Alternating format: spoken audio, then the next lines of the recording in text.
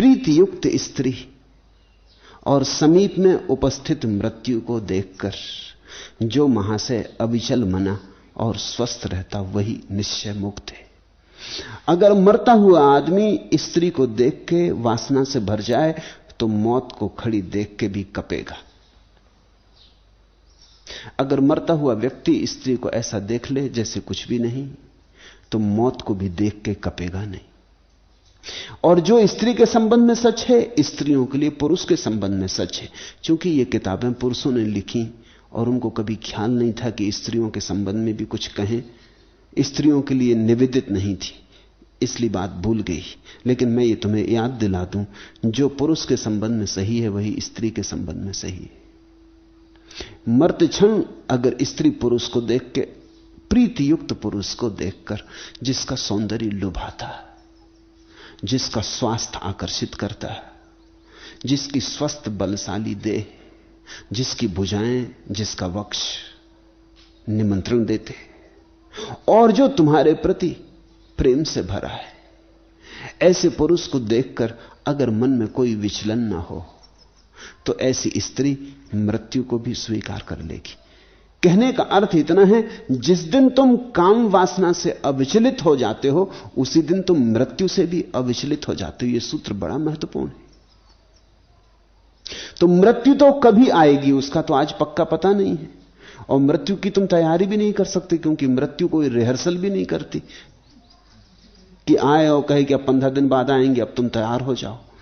अचानक आ जाती, कोई संदेशा भी नहीं आता, कोई नोटिस भी नहीं निकलते कि नंबर 1 का नोटिस, नंबर 2, नंबर 3, जैसा इनकम टैक्स ऑफिस से आते, ऐसा नहीं होता है। सीधी अचानक खड़ी हो जाती, कोई खबर किए बिना। मरने वाले को क्षण भर पहले तक भी आशंका नहीं होती कि मर जाऊंगा। क्षण भर पहले तक भी मरने वाला आदमी जीवन की ही योजनाएं बनाता रहता है, सोचता रहता है बिस्तर से उठूंगा तो क्या करना, किस धंधे में लगना, कैसे कमाना, कहां जाना। मरता हुआ आदमी भी जीवन की योजनाओं में व्यस्त रहता। अधिकतर लोग तो जीवन की योजना में व्यस्त रहते रहते ही मर जाते, उन्हें पता ही नहीं चलता है कि मौत आ गई। तो मौत का तो साक्षात्कार एक ही बार होगा, अनायास होगा, अचानक होगा, बिन बुलाए मेहमान की तरह द्वार पर खड़ी हो जाएगी। मृत्यु को अतिथि कहा है पुराने शास्त्रों ने। अतिथि का अर्थ होता है जो बिना तिथि को बताए आ जाए।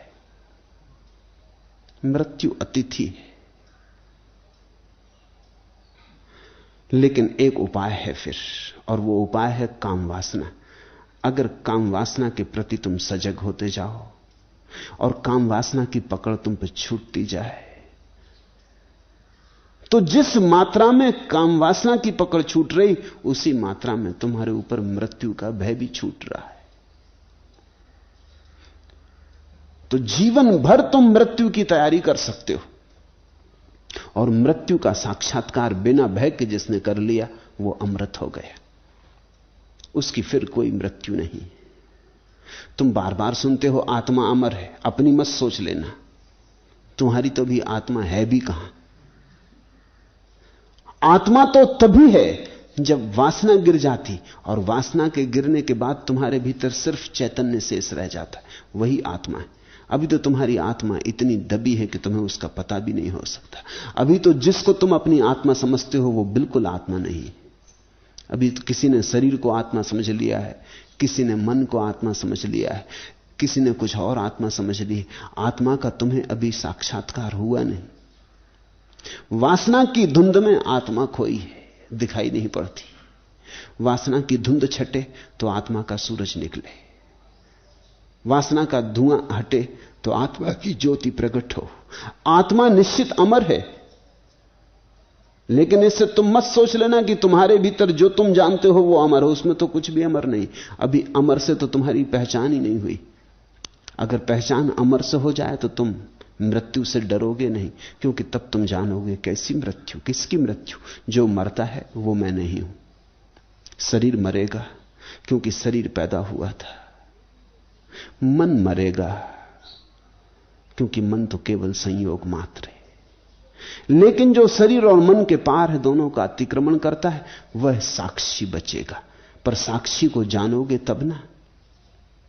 और साक्षी को जानने का जो गहरे से गहरा प्रयोग है, वो काम वासना के प्रति साक्षी हो जाना है, क्योंकि वही हमारी सबसे बड़ी पकड़ है। उससे ही छूटना कठिन है। उसका वेग अदम्य है, उसका बल गहन है। उसने हमें चारों तरफ से घेरा, और घेरने का कारण भी है। तुम्हारा शरीर निर्मित हुआ है काम अणु से। पिता का आधा, मां का आधा, ऐसा दान है तुम्हारे शरीर में।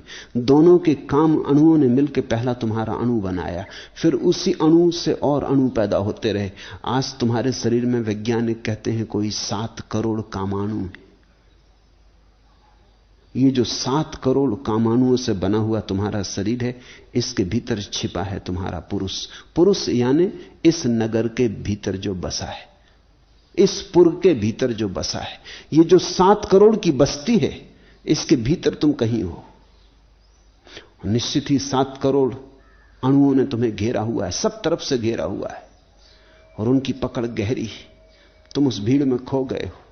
उस भीड़ का तुम्हें पता ही नहीं चल रहा है कि मैं कौन हूं, भीड़ क्या है, किसने मुझे घेरा है। तुम्हें अपनी याद ही नहीं रह गई, और इन 7 करोड़ के प्रवाह में तुम खींचे जाते हो। जैसे घोड़े, बलशाली घोड़े रथ को खींचे चले जाएं, ऐसा तुम्हारे जीवन की छोटी सी ज्योति को ये बलशाली 7 करोड़ जीवाणु खींचे चले जाते। तुम भागे चले जाते हो। यही मौत में गिरेंगे, क्योंकि जन्म के समय इनका ही काम वासना से निर्माण हुआ था। ऐसा समझो, जो काम वासना से बना है वही मृत्यु में मरेगा। तुम तो बनने के पहले थे, तुम मिटने के बाद भी रहोगे। लेकिन यह प्रतीति तभी तुम्हारी स्पष्ट हो सकेगी, शास्त्र को सुनकर नहीं, स्वयं को जानकर, जागकर। सानुरागाम स्त्री